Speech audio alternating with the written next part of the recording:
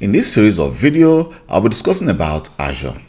First, I'm going to start with Azure Fundamentals, and then we'll go deep into Azure Administrator, and then we'll be going further to discuss about Azure Virtual Desktop. The Azure Administrator and the Azure Virtual Desktop is going to be more practical. So at this moment, if you are trying to become an Azure Administrator or an Azure expert, your first entry is to go to the portal.azure.com. Here you're going to get a general overview of all the different Azure resources which you need to become an Azure expert. So let me just give you a general overview of what you can actually do from the portal.azure.com. First of all, when you go to the website, you're going to get all the different services provided by Azure. But these are just some of the basic services you get on the front page. Well, let me go to my right hand side. You can see I'm actually logged on with my name because I'm actually using pay as you go, because I don't have the right to use the free subscription. So, but if you have not registered for the free subscription before, you can always try Azure by applying for the free subscription, which is going to last you, I think, about 30 days. And here also, if I go to my settings, you can see we have different options. For example, I have the modify advanced filter where I can create some extra active filter.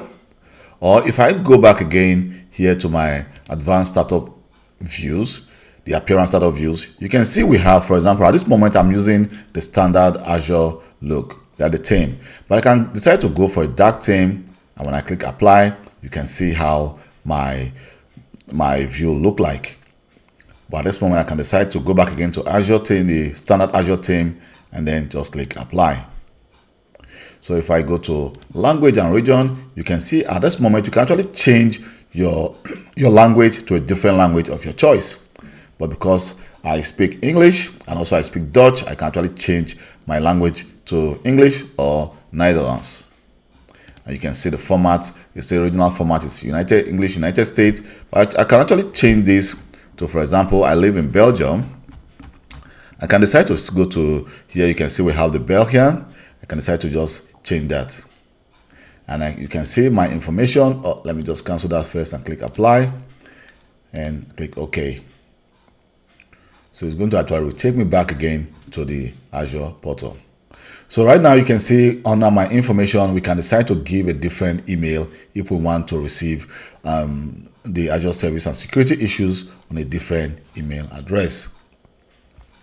And mind you, you cannot only manage Azure from the portal.azure.com. You can actually use the PowerShell to manage your Azure, and also we can use the command line interface, or we can also use the Azure Cloud Shell, which can be found here. So you can see we have the Cloud Shell there, and if by clicking the Cloud Shell, you can see it's going to open the Welcome to the Azure Cloud Shell, whereby we can go for the Bash, or we can also go for PowerShell.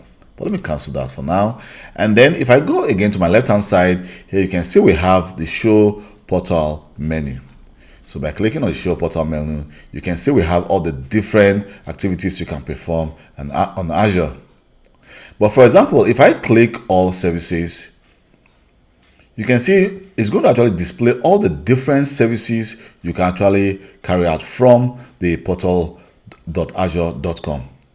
So when trying to become an expert, or even if you're trying to go for the exam, for the Azure Fundamentals exam, definitely you're going to get some questions from some general questions from, for example, from analytic, compute, even, for example, database, containers, DevOps, and all, and also from general. So the question is not going just only going to be, for example, from virtual desktop. No, it's going to be from AI, machine learning, to analytic, to compute. So you can see we have the different resources we can actually use to manage our Azure, our portal.azure.com, or our Azure service. But at this moment, this is just an intro to what you can actually do from your portal.azure.com. So next, we'll actually be creating some more videos on how to actually create, for example, resource group, how to create virtual machines, storage accounts, and also I'll be explaining in details all the different services we have in Microsoft Azure.